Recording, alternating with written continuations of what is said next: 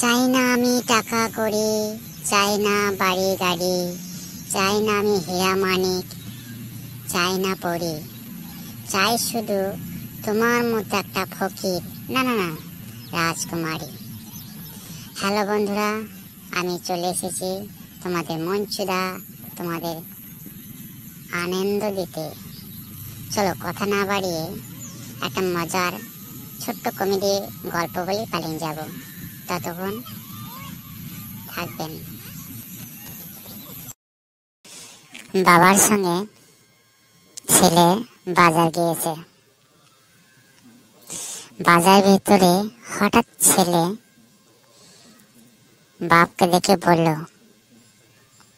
বাবা বাবা তোমার প্যান্টের চেন খোলা, চিৎকার করে।